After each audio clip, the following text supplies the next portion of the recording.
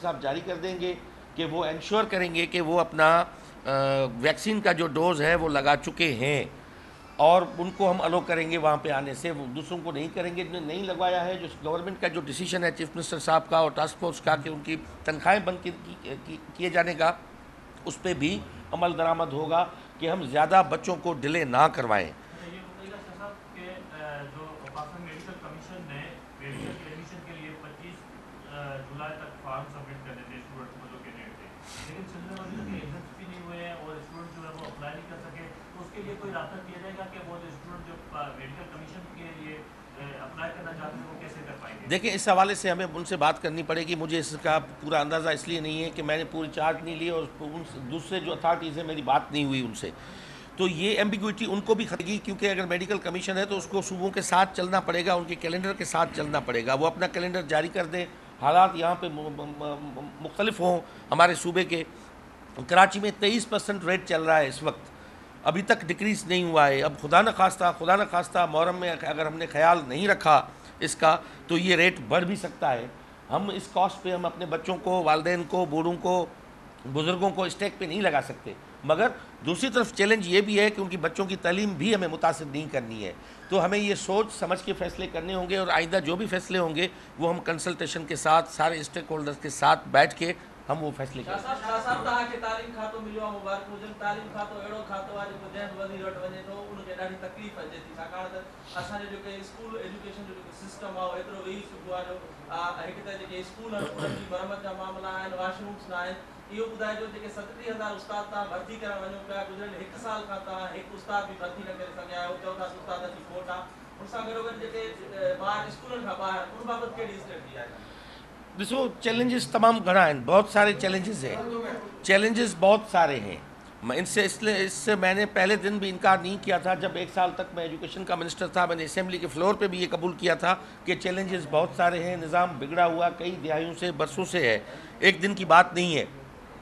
مگر ہم نے ایک روڈ میپ بنایا تھا، جو روڈ میپ ہم نے سوسائٹی کے ساتھ بیٹھ کے سارے اسٹیک ہولڈرز کے ساتھ بیٹھ کے بنایا تھا، اکیلے صرف میں کوئی عقل سلیم نہیں تھا کہ میں نے کوئی وہاں پہ بیٹھ کے بنایا تھا، اسی روڈ میپ کو ہم فالو کریں گے۔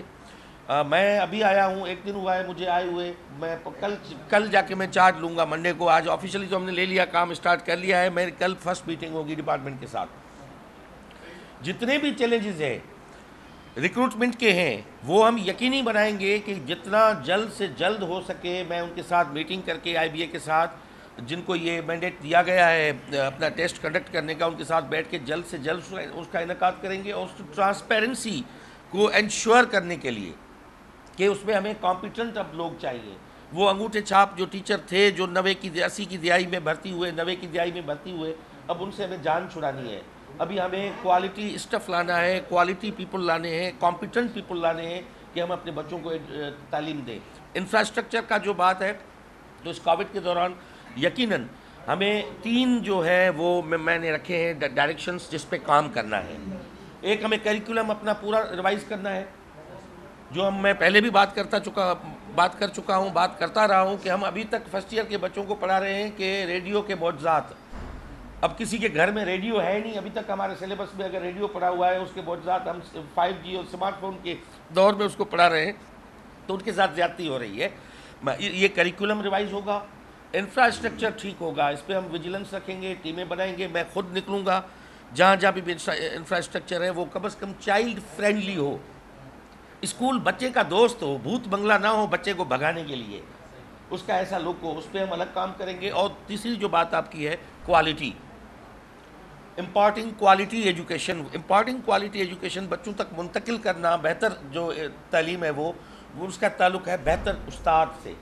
بہتر ٹیچر سے، بہتر اساتذہ ہی اچھے اور ہونہار شاگرد تیار کر سکتا ہے، تو اس کی کوالٹی پہ ہم کمپرومائز نہیں کریں گے۔ 100% میرٹ پہ ان کا ہوگی داخلہ ہوگی ایجوکیشن منسٹری میں یا ایجوکیشن ڈپارٹمنٹ میں، جو ٹیچر بن کے داخل ہوگا اس کو استاد بننا پڑے گا اور استاد رہنا پڑے گا۔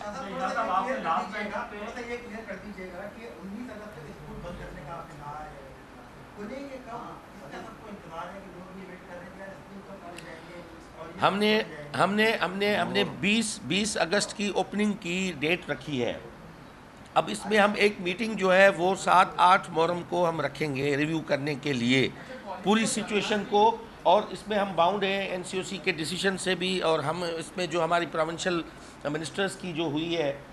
کمیٹی بنی ہوئی ہے، فیڈرل منسٹر بھی اس میں شامل ہے شفقت محمود صاحب، اس سے بھی میری بات ہوئی تھی. ہم کوشش کریں گے، حالانکہ ایجوکیشن جو ہے وہ پیور پروونشل سبجیکٹ ہے، اس میں فیڈرل کا کوئی ہے نہیں، ہم پہ کوئی لازم نہیں ہے کہ ہم ان کو فالو کریں، مگر ایک کوآرڈینیشن میں ہم چلنے کی کوشش کریں گے. وہ بھی یہی عاشورے کے بعد.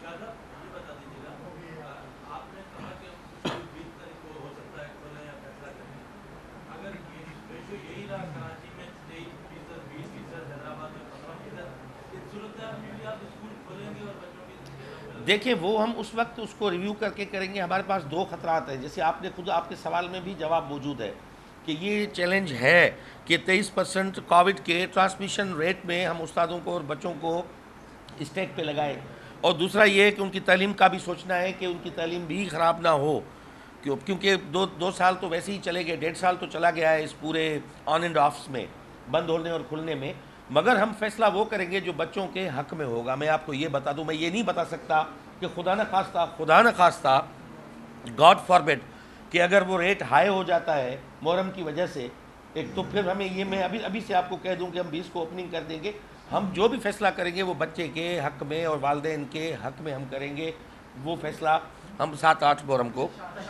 دیکھیں. ایک نیا جو ان کے تعلیمی نظام میں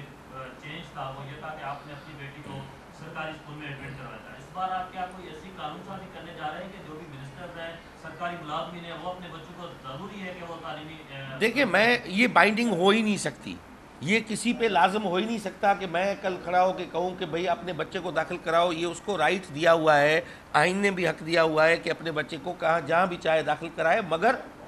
یہ لازم ہے کہ بچہ ایک بچے کو پڑھائے ضرور. فری اینڈ کمپلسری ایجوکیشن ہے آرٹیکل 25A میں آئین کے. تو یہ میں نہیں کسی بھی لاگو کر سکتا کہ لازماً اپنے بچے کو ادھر پڑھاؤ یا ادھر پڑھاؤ.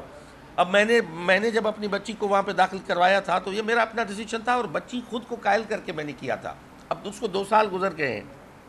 میں اپنی بچی کو لیبارٹری کے تجربے گاہ میں نہیں رکھ سکتا. سچی بات یہ ہے، مجھے حق ہی نہیں پہنچتا، کسی دنیا کے ملک میں حق نہیں پہنچتا کہ میں کسی کو زبردستی مسلط کروں اپنی مرضی. اگر اس کی خواہش ہوگی تو جس اسکول میں داخل ہونا چاہے تو میں وہیں پہ داخل کر دوں گا. مگر ہم جب اپنا سسٹم بہتر کریں گے، گورنمنٹ کے اسکولز بہتر کریں گے، تو لازمی اپنے ہر کوئی والد جو ہے، والدین جو اپنے بچوں کو فری میں پڑھانا چاہے گا، کون چاہے گا کہ میں پرائیویٹ اسکولز کے اتنے ساری فیس بھروں. ہم بہتر کریں گے. آپ ہی کل کہیں گے کہ ہمارے بچوں کو داخل کرو گورنمنٹ اسکول میں. یہ ہے، یہ سروس ہماری سائڈ سے. اسکولوں کا معاملہ کیا گیا، اب ابھی یونیورسٹیوں کا معاملہ رہتا ہے، یونیورسٹیاں کب کھلیں گی، امتحانات ان کے کب ہوں گے، کوئی اس حوالے سے ڈسکس ہوا؟ یونیورسٹیوں کا بھی ہم نے ان پرنسپل تو ہم نے یہ طے کیا ہے کہ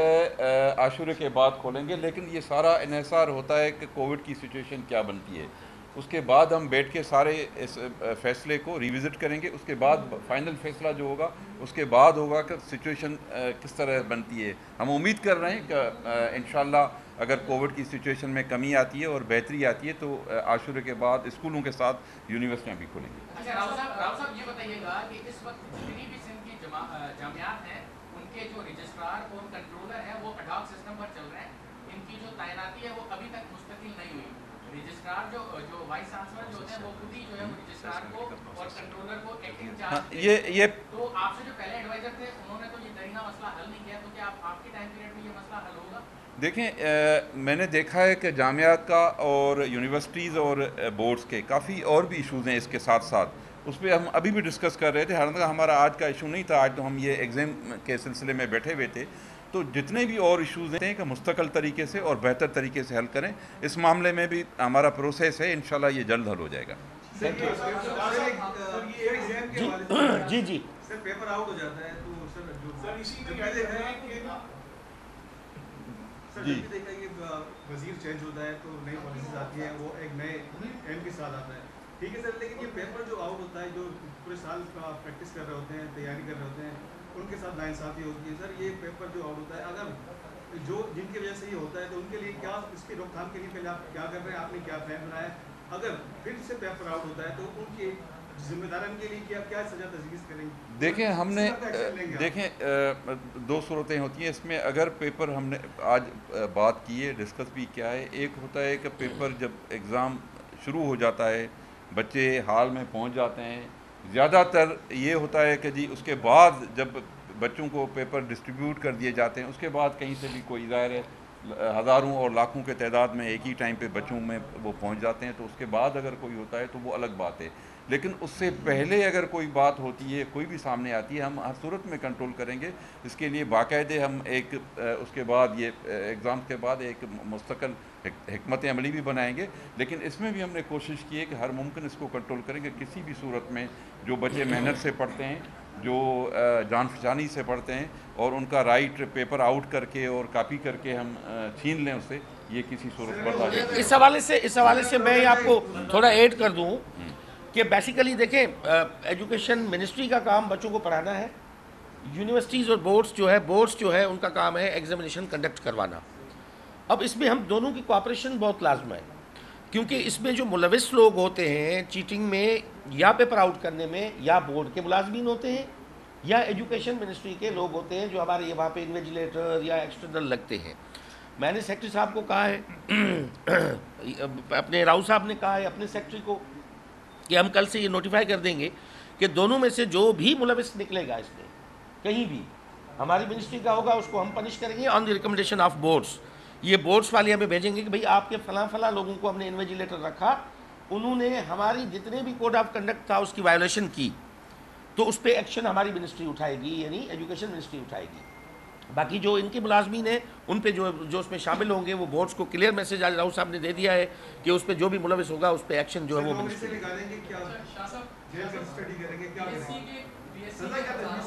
वो सज़ा का तयन हमेशा क्राइम पे होता है। बीएससी के कुछ स्टूडेंट्स हैं, काफी सारे, उन्होंने ट्विटर पे ट्रेंड भी चलाया था। उनके एग्जाम 9 महीने से डिले हो रहे हैं बहुत ज्यादा, और उनका कहना ये है कि उनके एग्जाम ना होने की वजह से क्या हो जाएंगे टीचर जितने भी लोग हैं उनके इलेक्टिव एग्जाम लिए हैं, लेकिन उनके तमाम पेपर लिए जाने और यूपीएससी आपके एग्जाम्स का ऐलान करेगी और खुलने के बाद पूरे पेपर देने पड़ेंगे। उनकी जाने से कुछ इंतजार भी किया गया है, प्रेस कलेक्टर की तकरीबन क्या बनना 4,000 के करीब समाज को, तो उनकी हमारे से कोई स्ट्रेटेजी है क्या नहीं, ये हम कर रहे हैं। इंशाल्लाह ये आशुरे के बाद हम अलो कर देंगे इम्तिहानात।